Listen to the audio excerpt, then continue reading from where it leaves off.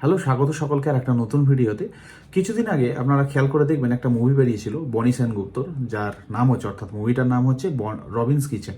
বনিস kitchen বলতে যাচ্ছি, যাই হোক, রবিন্স কিচেন।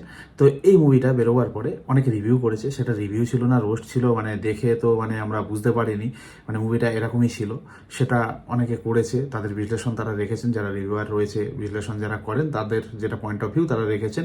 তার সঙ্গে এই মুভিটার একটা কালেকশন নিয়ে একটা ফেক নিউজ ছড়ানো হয়েছিল, সেটাও নাকি সঠিক না, ফেক এই কারণেই বললাম, যার কারণে সেটা নিয়েও বেশ একটা জল ঘোলা হয়েছিল। তো এই মুভিটা মানে হেডলাইনে ছিল বেশ কিছুদিন ধরে।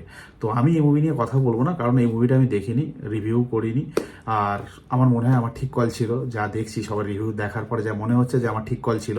যাই হোক, আমি একটা অন্য বিষয়ে কথা বলবো বনি সেনগুপ্তকে নিয়ে। উনি একটা ভিডিওতে ক্লেম করেছিলেন যে উনি চকলেট বয়, ওনার হিরো একটা ইমেজ রয়েছে, সেটাকে ক্যারি করতে চান। যখন তিনি খাদানের যেটা ওনার অফার ছিল যখন রিজেক্ট করেন, তিনি এই পয়েন্টটাই তুলেছিলেন যে এখন তিনি কোনো নেগেটিভ রোলে নিজেকে ভাবছেন না।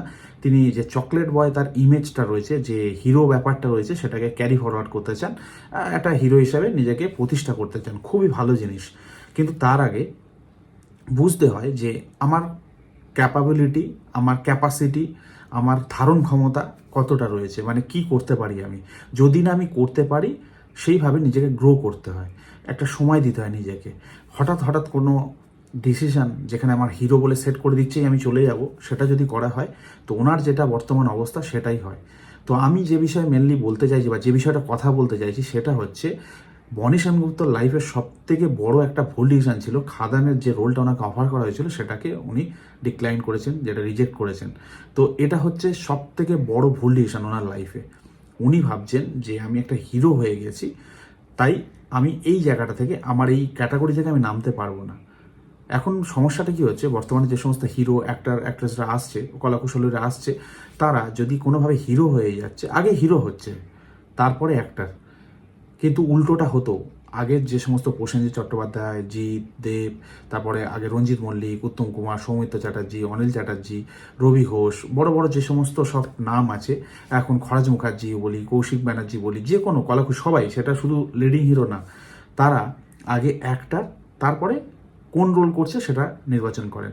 প্রসেনজিৎ চট্টোপাধ্যায় একটা টাইমে আপনবর বলে একটা সিনেমায় চাকরের রোল করেছে, নেগেটিভ রোল করেছে, কি ইম্প্যাক্ট পড়েছে। যদি রোলটা তার মনের মতো হয়, যে এখানে আমার কিছু করার আছে, স্কিল ওয়াইজ আমার কিছু করার আছে, আমরা করব।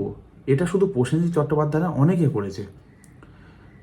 তো বনি সেনগুপ্ত হঠাৎ করে তার মাথায় এই চিন্তাটা এসে গেল যে তিনি leading hero, chocolate boy image রয়েছে, অবভিয়াসলি তার মধ্যে সেই ব্যাপারটা রয়েছে, এটা খুব ভালো, ওয়েল অ্যান্ড গুড, তার চিন্তাভাবনাকে আমি সম্মান করি।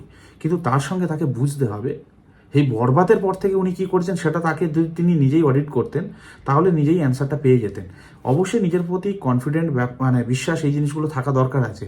কিন্তু যদি কিছু ল্যাক থাকে, আমাকে শুধু হিরো করে দিচ্ছে বলে আমি রোলটা করব, সেটা আমাকে বুঝতে হবে, নাকি এটা আমাকে শ্যুট করছে, আমি এইটা করতে পারবো, এক্স্যাক্টলি সেরকমভাবে কিছু কাজ করতে পারবো, সেটা আমার দ্বারা কি হবে। যদি না হয়, আরও রেডি করব, অন্য কোনো ভালো রোলের জন্য আমি নিজেকে আরও মানে অপেক্ষা করাবো, যদি ভালো রোল পাই তখন করব। হুটহাট আমাকে হিরো হিরো হিরো বানিয়ে দিচ্ছে বলে আমি চলে যাব, সেটা না। আর এখানে যে ঘটনাটা ঘটেছে, দেবের খাদানের সঙ্গে উনি যেটা করেছেন, যেহেতু উনার এই মাইন্ডসেট হয়ে গেছে যে উনি হিরো, তাই উনি নেগেটিভ রোল করবেন না। এবার এই রোলটা করলে ওনার লাভ আর ক্ষতি কী হতো সেটা আমি বলছি। ক্ষতিটা উনি কী ভেবেছেন আমি জানি না, বাট আমি লাভ যেটা সেটা আগে বলি।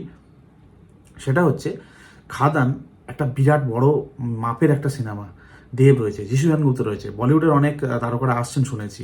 তো একটা বড় স্কেলের একটা মুভি হবে।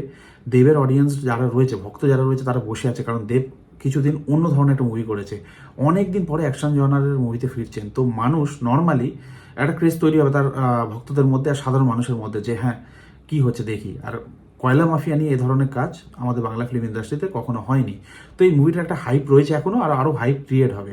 এখানে যদি উনি নেগেটিভও রোল করেন, যদি উনি সেই জায়গাটা ভালোভাবে পোর্ট্রে করতে পারেন, আমার মনে হয় না ওনার অ্যাক্টিং স্কিল ডেভেলপমেন্ট হওয়া ছাড়া অন্য কোনো ক্ষতি হতো। তার প্রভাবে কি হতো, অন্যান্য প্রোডাকশন হাউস থেকে তার ডাক আসতো। এবার উনি ভেবেছেন এই জায়গা থেকে যে একবার যদি আমি নেগেটিভ রোল করে ফেলি, তাহলে হয়তো আমার নেগেটিভ রোলের জন্যই কল আসবে, সেটা না। শাশ্বতবাবুও করেছেন এরকম অনেক নেগেটিভ রোল। বব বিশ্বাসকে আমরা কি ভুলতে পারি? ভুলতে পারি না। কিন্তু তার সঙ্গে তিনি পজিটিভ রোলও করে গেছেন। যদি নওয়াজুদ্দিন সিদ্দিকীর কথা বলি, তিনিও তো কিক সিনেমাতে নেগেটিভ রোল করেছেন, তারপরে কি তিনি পজিটিভ রোল করছেন না, না করেননি? এটা কোনো ফ্যাক্টর না, এটা ওনার ভাবনা চিন্তার একটা ভুল ছিল, ওনার কল নেওয়ার ভুল ছিল, এক্সপিরিয়েন্সের অভাব ছিল, হতে পারে, জানি না। তিনি একটা বিনোদন জগতে রয়েছেন, আমার থেকে অনেক বেশি বোঝেন, জানেন। কিন্তু আমার মনে হয় ওনাকে যে ম্যানেজ করছেন, ওনার যার সাথে ওঠা বসা, যে জায়গায় ওনার চলাফেরা, সেই জায়গা থেকে মনে হয় ওনার সঠিক গাইডটা হওয়া দরকার ছিল, নিজের দিক দিয়ে হোক কিংবা ওনার পারিপার্শ্বিক পরিবেশ থেকে হোক, সেটা হয়নি। তাই উনি এত বড় একটা ভুল ডিসিশন নিয়ে এখন রবিনস কিচেন বা ববিস কিচেন যাই হোক না কেন সেরা মুভি করছেন।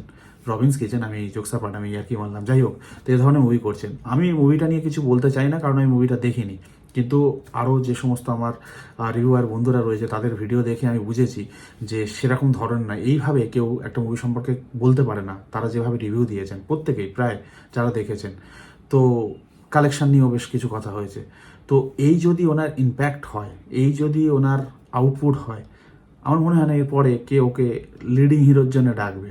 তার থেকে যদি উনি খাদানের এই অফারটাকে নিতেন, আমার মনে হয় ওনার কেরিয়ারে অনেক একটা পজিটিভ দিক তৈরি হতো, একটা ভালো, অনেক একটা কেন অনেক কটা ওয়ে খুলে যেত, অনেক পথ তিনি দেখতে পেতেন। That's for sure. এটা হয়তো ওনার চিন্তাধারার কিছু একটা এখন হয়তো তিনি মনে করছেন, হয়তো বা, জানি না। বাট অ্যানালাইজার হিসাবে আমি যেটুকু মনে করি যে বনি সেনগুপ্ত সব থেকে বড় ভুল ডিসিশন ছিল খাদানকে রিজেক্ট করা। তো আশা করব উনি ভবিষ্যতে যে সমস্ত কল নেবেন, যে সমস্ত ডিসিশন নেবেন ভালো। আর অ্যাজ এ হিরো যদি উনি ভালো কিছু করতে পারছেন, এর থেকে ভালো আর কিছু হতে পারে না। দেখুন, মানুষরা ক্রিটিসাইজ করছে শুধুমাত্র কিন্তু ওনাকে না, পুরো বাংলা সিনেমাটাকে। আর এইরকম যখন ক্রিটিসাইজ সবার কাছে যাবে, মানুষের একটা মাইন্ডসেট তৈরি হয়ে যাবে, বাংলা সিনেমা মানেই এরকম, কি দেখবো, দেখার কিছু নেই। তো শুধুমাত্র এটা যে বনি সেনগুপ্তর কেরিয়ারের উপর এফেক্ট পড়ছে সেটা না, টোটাল ইন্ডাস্ট্রির একটা খারাপ দিক বা চিত্র আমরা দেখতে পাচ্ছি যে এখানে ভালো কাজ হচ্ছে না, এই ধরনের কাজ হচ্ছে, কোনো কালেকশন নেই, এরম ধরনের অ্যাক্টিং, এরম ধরনের আউটপুট। শুধুমাত্র যে বনি সেনগুপ্তকে ভাবতে হবে সেটা না, এই ধরনের মুভি হলে ইন্ডাস্ট্রির পক্ষে কতটা ভালো সেটা বা কতটা খারাপ সেটা আমাদের বুঝতে হবে, ভালো মন্দ দিকটাও বিচার করতে হবে। হ্যাঁ, একটা এই ধরনের মুভি নিয়ে পুরো ইন্ডাস্ট্রিকে ডিফাইন করে না, সেটা আমি জানি। বাট যেভাবে কথা বলা হচ্ছে সবাই এই মুভিটা নিয়ে, মানে পোস্টারেই দেখছি হাহা রিয়াকশন, মানে মুভিটা ভালো মন্দ তো দূরের কথা, তো এই একটা তার ইমেজ হয়ে গেছে। আর তার প্রভাবে বাংলা সিনেমারও ইমেজ, মানে বিশেষ করে সেই মুভিটার ইমেজটাও সেই লেভেলেরই হবে। তো ভাবার সময় এসছে, সবারই ভাবার সময় এসছে, বিশেষ করে বনি সেনগুপ্তর ভাবার সময় এসছে। তো এটুকুই ছিল, বিশ্লেষণ করলাম এই ব্যাপারটা নিয়ে। অনেকদিন ধরে আমি দেখছিলাম ট্রেন্ডিংয়ে রয়েছে, কথা বলছে সবাই। তো আমার মনে হয় এই বিষয়টা কথা বলা দরকার ছিল, তাই আপনাদের সামনে এই আলোচনাটা করলাম। ভালো থাকবেন সবাই, দেখা হবে নতুন কোনো ভিডিওতে।